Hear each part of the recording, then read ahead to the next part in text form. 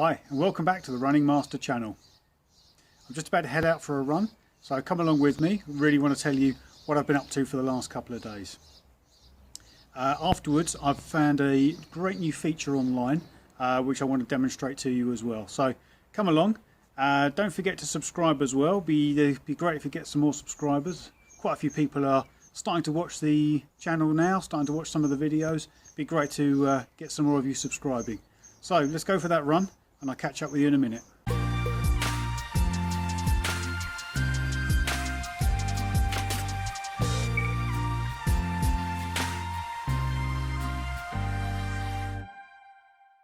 Hope you're all well, first of all. Enjoying your running, getting out and doing some. Today I'm going out for a little run because, well, a few days ago I went out for quite a long run. Over the last few weeks I've been going out on a few longer runs and just doing a bit of exploring really around my local area.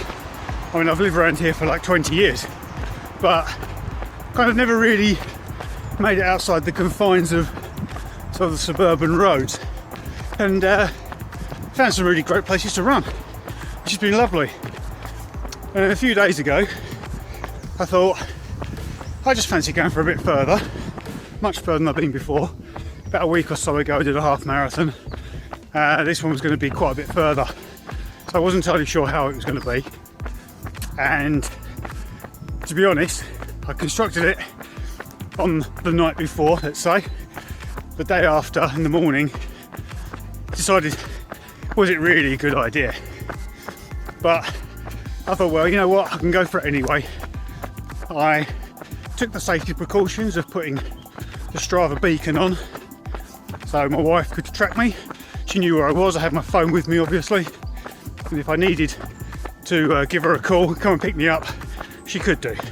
So took all the safety precautions, and with that in mind, decided, actually, let's give it a go. Turns out, didn't need to make a call, although there was one awkward moment when, in between taking photographs of the run, I must have turned off my 4G, and so I got a panicked call from my wife when she said she'd lost connection, but it was all okay. So I made it round, 20 miles in total, well happy with that, absolutely exhausted. Jumped on the scales afterwards, lost 5 pounds in weight, and now obviously that's just water, and I did take water bottle with me as well, but it just goes to show how much you can lose on a run.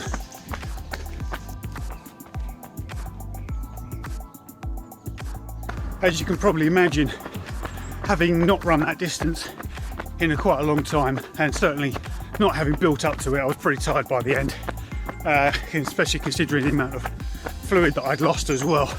So I had to rehydrate myself, which I did, and in the evening went out for a walk with the family, which was nice, a few miles, and then in the morning did the same.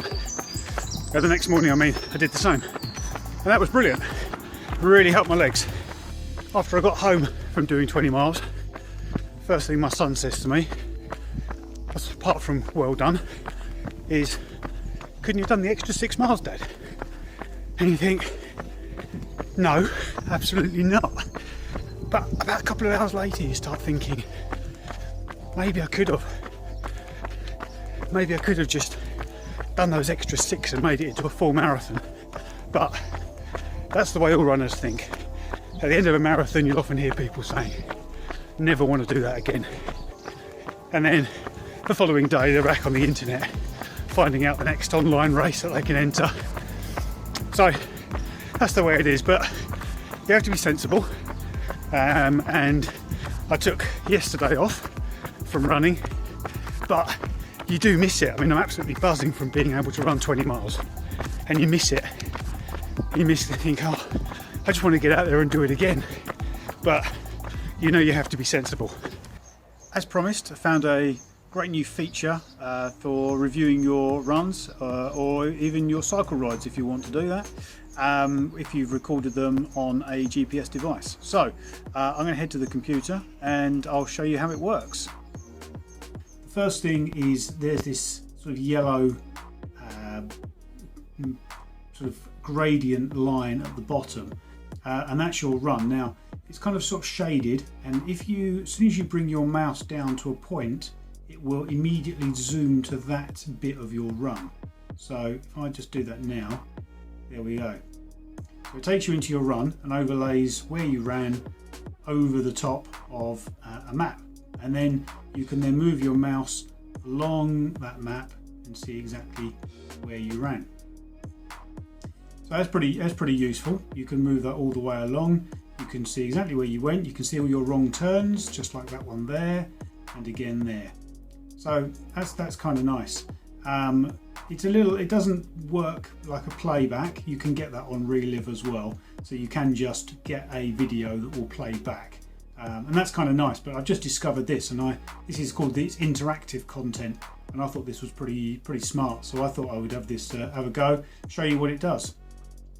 Now over here there are some buttons you can play with. So at the moment this one's in the grey. This is like over on the left hand side here we've kind of got let's call this the panning button. So if you are not hovering over on the yellow bit at the bottom, you can just move right and left, up and down, and you can see where you were. You can then also zoom in if you want to do that as well. And zoom back out. You can also then go on to this rotation button. So this one you can still zoom in, but once you've zoomed in, you can then rotate round, and you also, as you move up, move down, you get more of a sort of a contour approach. Where I ran was fairly flat. It didn't seem it at the time, but it was fairly flat.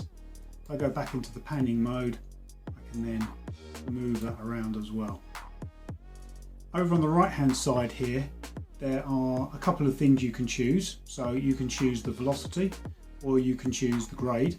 So the velocity will give you an indication of how fast you are running. I guess green means fast, yellow means not quite as fast. Or there's the grade, and you can see where those horrible hills were on your run. So if I zoom back out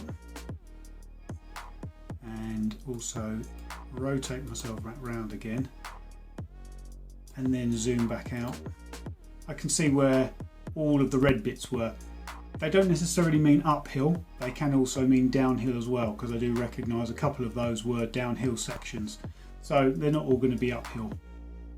But I thought that was pretty cool, and I think it's a great thing to use. It's called Relive. You can find it at relive.cc, and it's on Android, it's on Apple, so you can download it from the Play Store or from the Apple App Store. Hope you found that bit of software useful. I think it's great for reviewing your runs. So if you liked it, hit that like button, leave me some comments as well, let me know what you'd like to know about running.